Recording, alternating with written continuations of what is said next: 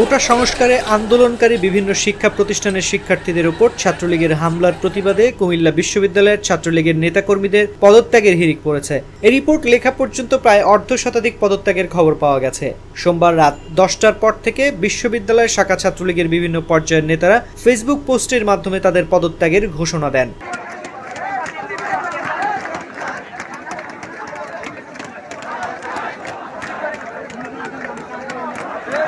জানা যায়, চলমান কোটা সংস্কারের আন্দোলনরত শিক্ষার্থীদের উপর হামলার কারণে কুমিল্লা বিশ্ববিদ্যালয়ের নওয়াব ফয়জুন্নেসা চৌধুরানী হল, শহীদ ধীরেন্দ্রনাথ দত্ত হল এবং বঙ্গবন্ধু শেখ মুজিবুর রহমান হলের বিভিন্ন ব্যাচের শিক্ষার্থীরা ছাত্রলীগ থেকে সরে আসার ঘোষণা দিয়েছেন।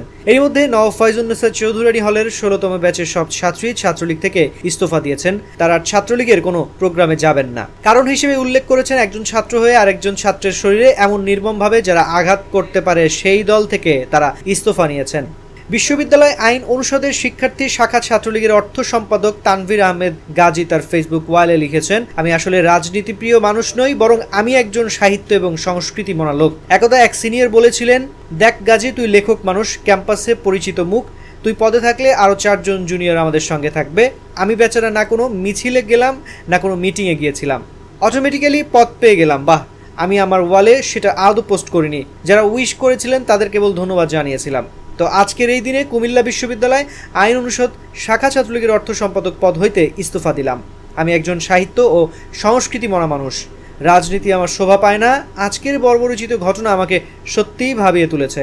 নবাব ফয়জুন্নেসা চৌধুরানী হল শাখা ছাত্রলীগের সাংগঠনিক সম্পাদক পদ থেকে প্রথম পদত্যাগকারী নুসরাত জাহান সুরভি বলেন, আপনিও মানুষ, আমিও মানুষ। আপনিও জানেন দেশে কি হচ্ছে, সেই মানবিক দিক বিবেচনা করে আমি শাখা ছাত্রলীগ থেকে পদত্যাগ করেছি।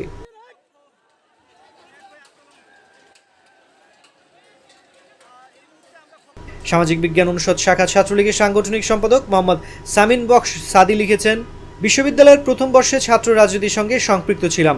ছাত্র রাজনীতি ছিল আমার পছন্দের জায়গা, কিন্তু বিশ্ববিদ্যালয়ের প্রথম বর্ষের শেষে আমি বাস্তবতা বুঝতে পারি এবং বিভিন্ন সাংস্কৃতিক ও সমাজসেবী সংগঠনের সঙ্গে সম্পৃক্ত হতে শুরু করি, যার কারণে ছাত্রলীগের সঙ্গে সম্পৃক্ততা কমিয়ে দিতে শুরু করি। কিন্তু আজকের এই ঘটনার পর আমার মনে হয় না এরকম কোনো কিছুর সঙ্গে কোনো সম্পর্ক রাখা প্রয়োজন। এমনিতেই অনেকদিন ধরে ছাত্রলীগের সঙ্গে আমার কোনো সম্পৃক্ততা নেই। তারপরও বলছি, আমাকে কেউ কখনো এসবের জন্য ডাক দেবেন না। ন্যায় এবং সত্যকে তুলে ধরতে না পারলে আমি পাবলিক বিশ্ববিদ্যালয়ে পড়ার যোগ্যতা রাখি না। এই পদটি আমি আর হোল্ড করি না।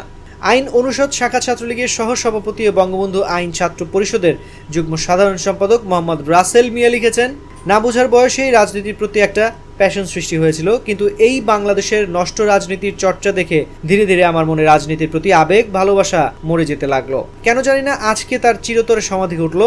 সামর্থ্য হলে নিজের থেকে দেশ ও সমাজের জন্য ভূমিকা রাখবো ইনশাল্লাহ। আরেকটি ঘোষণা, আমি 2টো পদ হোল্ড করতাম, আজকে সে 2টো পদ থেকে আমি সজ্ঞানে অব্যাহতি নিলাম।